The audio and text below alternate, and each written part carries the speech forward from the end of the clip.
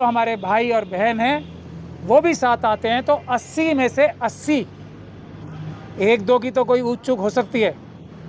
अगर ईवीएम से चुनाव नहीं होगा तो इस इलेक्शन में भी डॉक्टर फरीदी और काशीराम जी के फॉर्मूले पे चल के अभी भी 50 से 60% सीटें जीती जा सकती हैं। और अगर ओबीसी समाज के भाई और बहन भी इसमें मिल जाएं, बहुजन समाज एक हो जाए, तो 180 में से 80 सीटें जीती जा सकती हैं।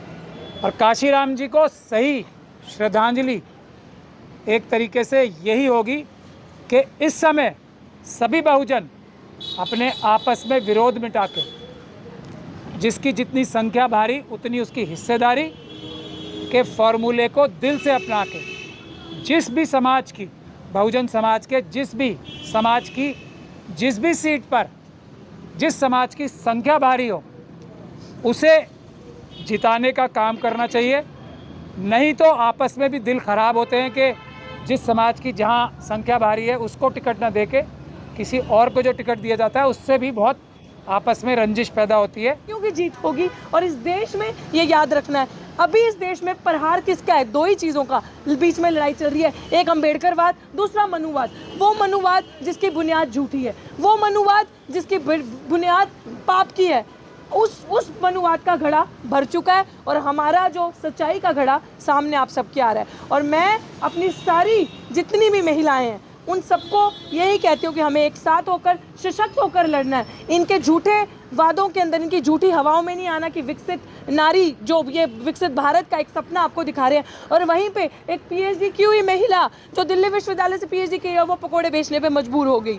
ये सारी चीज़ें जो फ्रॉड इन्होंने, जो जुमले इन्होंने हमारे साथ किए, अगर हम एक हो जाएंगे, इनकी डिवाइड एंड रूल की स्ट्रैटेजी को समझ के हम यूनाइट एंड रूल ये सोचेंगे कि हम एक होंगे, और बहुसंख्यक लोग जो 88% आबादी है, अब राज करने का वक्त उनका आ चुका है। जब हम ये चीज़ समझ लेंगे तो हम ये समझ आएंगे कि ये भारत हमारे पुरखों ने बनाया, तो इस भारत को बचाना भी हमने। ये तमाम विचारधाराएं नकारते हैं, चाहे वो बीजेपी आरएसएस हो, चाहे कांग्रेस हो, या इस देश के सो कॉल्ड लेफ्टिस्ट हो, उन सब ने कांशीराम साहब को कभी एक्सेप्ट नहीं किया।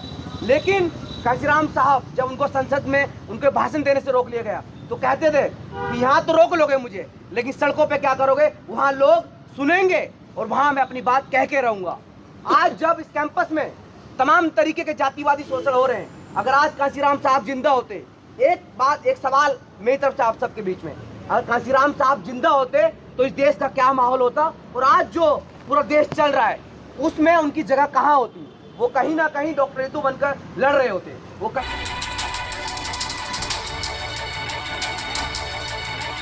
जय भीम, जय भीम, जय संविधान, जय भारत, और काशीराम जी अमर रहें। बाबा साहब डॉक्टर भीमराव अंबेडकर के और उनके पहले महापुरुषों को के संघर्ष और उनके बलिदानों को, उनकी मेहनत को जन जन तक, आम जन तक पहुंचाने वाले आज के मॉडर्न युग के, और एक ऐसा पॉलिटिकल कॉम्बिनेशन जो अनबीटेबल है, एससी, एसटी, ओबीसी और मुस्लिम, सिख, क्रिश्चियन, बौद्ध, ये कॉम्बिनेशन बना के देश के बाबा साहब के सपने को भारत देश के लिए पूरा करने की राह दिखाने वाले बहन मायावती जी जैसे नेता बनाने वाले, हर प्रदेश में, हर डिस्ट्रिक्ट में बहुजन जुझारू नेता बनाने वाले काशीराम जी की आज जन्मतिथि है। तो पूरे देश को ही नहीं, पूरी दुनिया को बहुत बहुत मुबारक हो। काशीराम जी ने जो काम किया था कि नए नए नौजवानों को, नवयुवतियों को पॉलिटिकली अवेयर कराया था कि आप पढ़ोगे, लिखोगे, संगठित होगे, सब काम करोगे, बाबा साहब के बताए हुए सब रास्तों पे चलोगे, लेकिन अल्टीमेटली जब तक आप पावर हासिल नहीं करोगे, ताकत हासिल नहीं करोगे, तब तक आपके साथ शोषण और अन्याय होता रहेगा। और उसका जो फॉर्मूला उन्होंने दिया था, और फॉर्मूला एक थियोरेटिकली देने की बात होती है, और उसको अमल में लाके उससे रिज़ल्ट हासिल करना बहुत दूसरी बात होती है। तो साइकिल पे चल के पूरे देश में उन्होंने बाबा साहब डॉक्टर भीमराव अंबेडकर का मैसेज पहुंचाया था और देश को जागृत किया था। वो जो अपने मुट्ठीभर साथियों के साथ मिलकर जो रास्ते पे वो चले थे, उस रास्ते पर हम लोग आगे चल के, मैं ये समझता हूँ कि एक ऐसे रास्ते पे हम लोग अब चल निकले हैं कि जिससे वापस आना और जिससे वापस खींच पाना बहुजन समाज के लोगों को अब मुश्किल ही नहीं, इम्पॉसिबल हो चुका है। डॉक्टर फरीदी एक बहुत बड़ा नाम है जो काशीराम जी के बहुत एक तरीके से सपोर्टर थे, और ये दोनों ने मिलके भी उत्तर प्रदेश में बहुत बड़ी क्रांति लाई थी मुस्लिम समाज और शेड्यूल कास्ट समाज को एक करने में। तो डॉक्टर फरीदी और काशीराम जी की जो वो कॉम्बिनेशन थी आज भी उत्तर प्रदेश में अनबीटेबल है। जैसे ही ये कॉम्बिनेशन बनती है तो 50 से 60% सीटें लोकसभा की आज भी जीती जा सकती हैं, और जो हमारे ओबीसी समाज के लोग हैं, वो जो हमारे भाई और बहन हैं, वो भी साथ आते हैं। तो 80 में से 80, एक दो की तो कोई ऊँच चूक हो सकती है।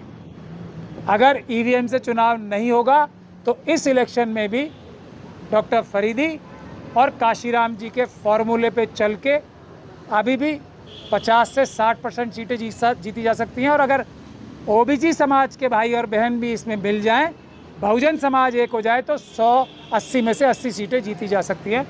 और काशीराम जी को सही श्रद्धांजलि एक तरीके से यही होगी कि इस समय सभी बहुजन अपने आपस में विरोध मिटा के, जिसकी जितनी संख्या भारी उतनी उसकी हिस्सेदारी के फॉर्मूले को दिल से अपना के, जिस भी समाज की, बहुजन समाज के जिस भी समाज की जिस भी सीट पर जिस समाज की संख्या भारी हो, उसे जिताने का काम करना चाहिए। नहीं तो आपस में भी दिल ख़राब होते हैं कि जिस समाज की जहां संख्या भारी है उसको टिकट ना देके किसी और को जो टिकट दिया जाता है, उससे भी बहुत आपस में रंजिश पैदा होती है। तो ये भी ख्याल रखते हुए जो भी पार्टीज़ ऐसी हैं जो इस वक्त बीजेपी और आरएसएस को रोकना चाहती हैं, तो ये समीकरण भी जिसकी जितनी संख्या भारी उतनी उसकी हिस्सेदारी को ध्यान में रखते हुए टिकटों का भी वितरण करे। तो मेरे ख्याल से ये जो फॉर्मूला है जिसकी जितनी संख्या भारी का, वो रंग लाएगा और हम लोग सब 201 दिन धरने को जीतेंगे।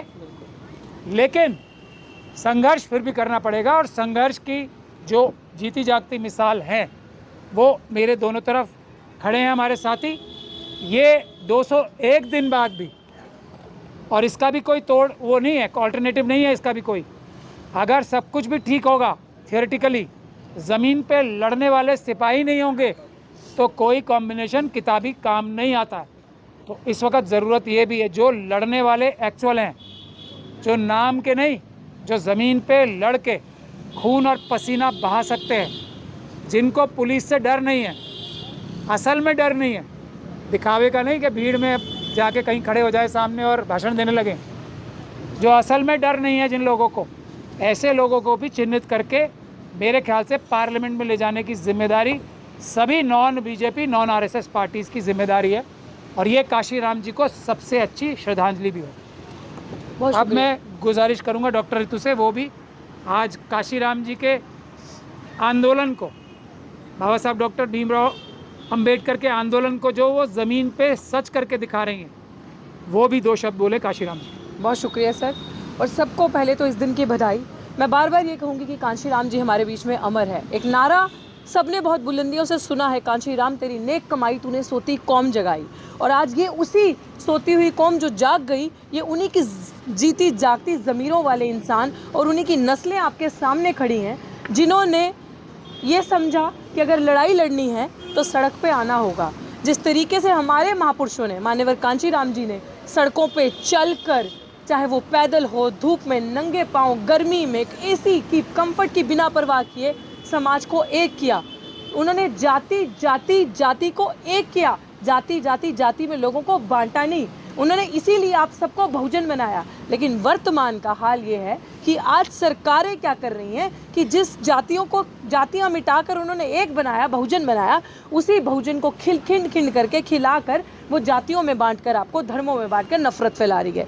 लेकिन मेरे को अपने साथियों को देखते और मेरे साथ जो शख्सियत एडवोकेट प्राचा जी जो खड़े हैं देखकर, और ये इस तरीके के स्टूडेंट्स को और जीती ज़मीरों वालों को देख के ये खुशी होती है देखकर कि हम इनकी ये धर्मों की, ये दहशत की, ये गंद की राजनीति कभी भी सक्सेसफुल होने नहीं देंगे जब तक हम जैसे लोग जिंदा हैं, जिनको इन्होंने डरा लिया, धमका लिया। प्रोटेस्ट के आज 201 दिन पूरे हुए, लेकिन हमारे अंदर वही जज्बा, वही हिम्मत है जो 28 अगस्त 2023 में जब शुरू किया था वो थी, क्योंकि हम लोगों ने ये चीज़ सोची थी, ठानी थी। साथी आशुतोष ने बहुत अच्छी खूबसूरत एक बात कही थी कि अभी मैम ये टाइम है कि हमें रिक्लेम करना है अपने हिस्ट्री को, रिवाइव करना है अपने कल्चर को। जो चीज़ें हमसे छीन ली गई, जिस तरीके से बाबा साहेब को धुंधला किया गया साजिश के तहत, और माननीय कांशीराम जी ने उन्हें रिवाइव किया, उनकी हिस्ट्री को हम सबको पढ़ाया और हमारे असली महापुरुष कौन है हमें उनसे अवगत करवाया,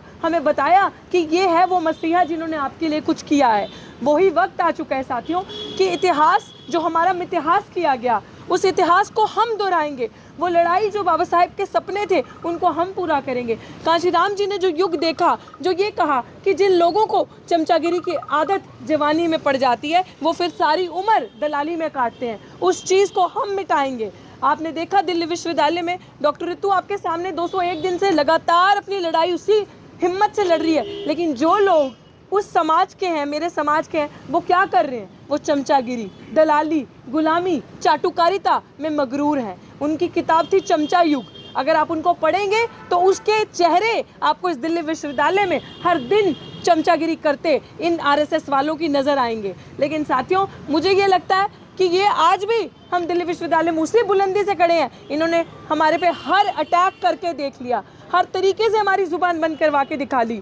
आज वो पुलिस जिसने खाकी के अंदर भगवा पहना है, हमें नहीं एक सेकंड के लिए भी, 1% के लिए भी डर लगता। और फर्जी एफआईआर जो तुम करते हो उसका नतीजा भी तुमने देख लिया कि कानून सबसे सर्वोप्रिय है इस देश में। वी बिलीव, हम जैसे अम्बेडकरवादी उस संविधान में विश्वास करते हैं जो बाबा साहेब डॉक्टर भीमराव अम्बेडकर ने बनाया है। सत्य में, उस सत्य में विश्वास करते हैं जो मजबूर हो सकता है, परेशान हो सकता है, लेकिन पराजित नहीं हो सकता। तो मुझे ये लगता है कि सच हक की लड़ाई में हमेशा हम लोगों की जीत होगी, अम्बेडकरवादियों की जीत होगी। और इस देश में ये याद रखना है, अभी इस देश में प्रहार किसका है? दो ही चीज़ों का बीच में लड़ाई चल रही है, एक अम्बेडकरवाद, दूसरा मनुवाद। वो मनुवाद जिसकी बुनियाद झूठी है, वो मनुवाद जिसकी बुनियाद पाप की है, उस मनुवाद का घड़ा भर चुका है और हमारा जो सच्चाई का घड़ा सामने आप सबके आ रहा है। और मैं अपनी सारी जितनी भी महिलाएं हैं उन सबको यही कहती हूँ कि हमें एक साथ होकर, सशक्त होकर लड़ना है। इनके झूठे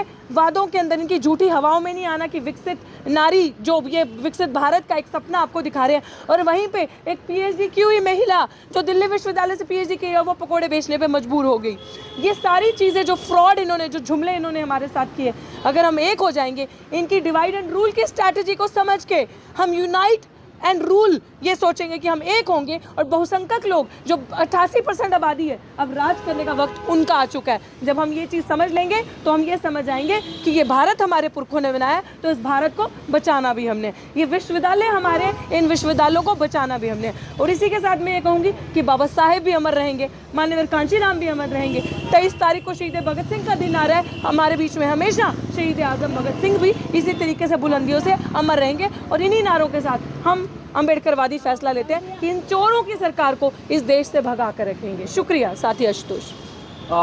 यहाँ सभी साथियों को मेरा क्रांतिकारी जय भीम, जय बहुजन, जय संविधान, जय भारत। साथियों, आज हम माननीय कांशीराम साहब जो एक सामाजिक परिवर्तन के इस देश में जो टुकड़े में बटा हुआ समाज था, जिनकी लड़ाइयाँ अलग अलग चल रही थी लेकिन लड़ाई एक थी, चाहे वो इस देश की महिलाएं हों, इस देश के आदिवासी हों, इस देश के दलित हो या इस देश की मुस्लिम या जितनी भी रिलीजियस कम्युनिटी है वो हो, उन सबको एक कर कर बहुजन में तब्दील किया।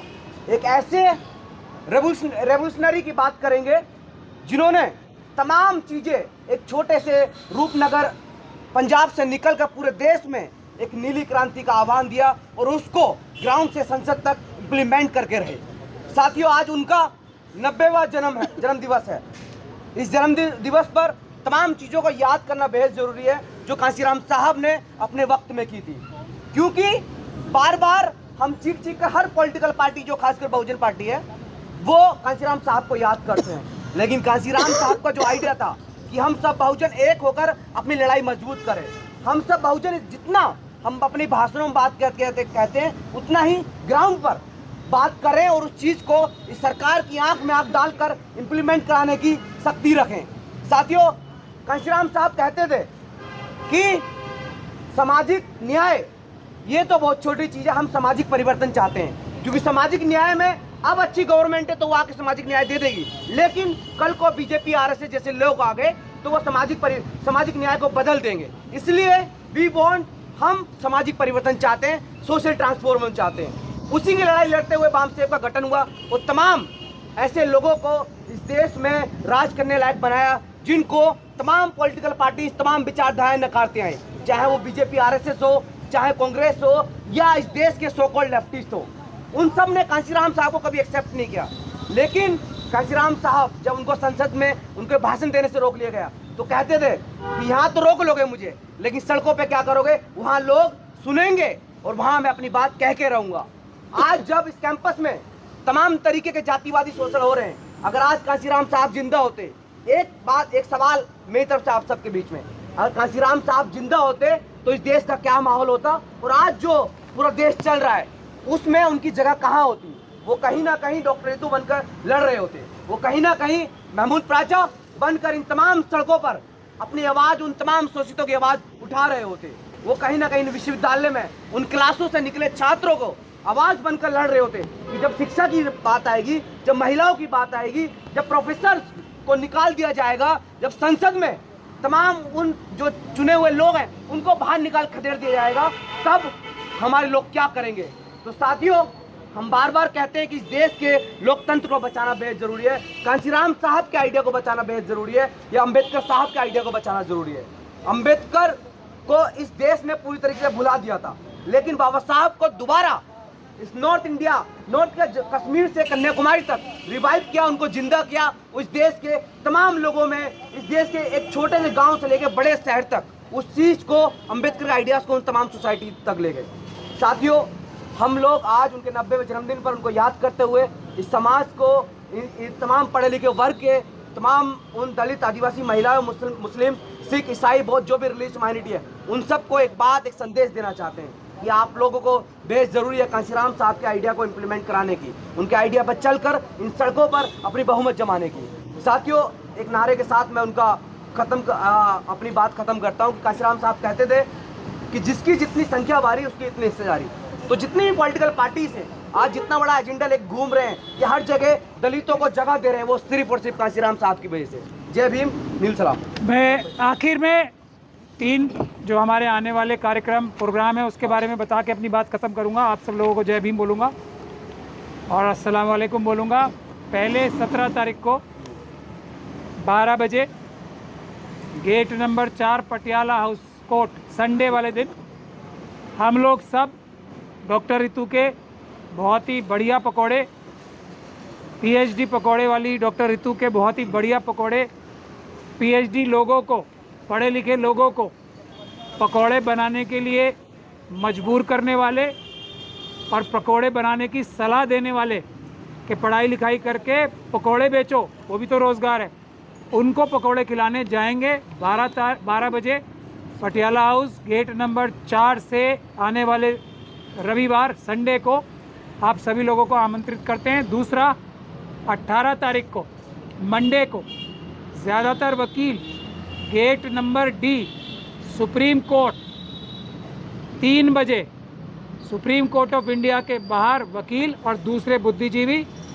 ईवीएम हटाने के लिए, ईवीएम के लिए सुप्रीम कोर्ट के ईवीएम हटाने के लिए जो फैसले लंबित हैं उसमें सुप्रीम कोर्ट के हाथ मजबूत करने और उनके साथ सॉलिडेरिटी दिखाने के लिए 18 तारीख को मंडे के दिन 3 बजे गेट नंबर डी पे एकत्रित होंगे और फिर 23 तारीख को हम सभी लोग तो भगत सिंह साहब की पदचिन्हों पे चल के हम उपवास रखेंगे पूरे दिन का 23 तारीख जो भगत सिंह जी की शहादत का दिन है 23 मार्च।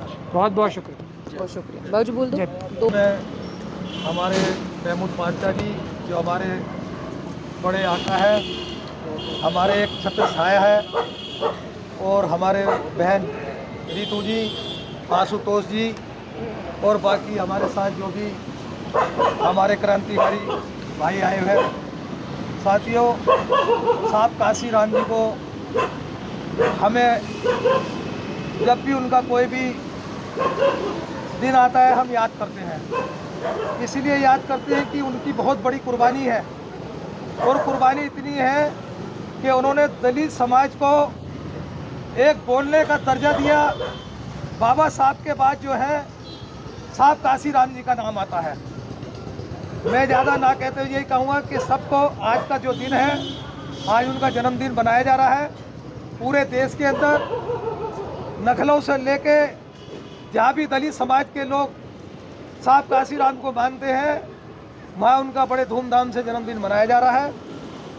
मैं यही कहूँगा कि हमारे लिए ये बहुत दिन अच्छा और यादगार दिन है। बहुत बढ़िया। जय भीम। जय भीम।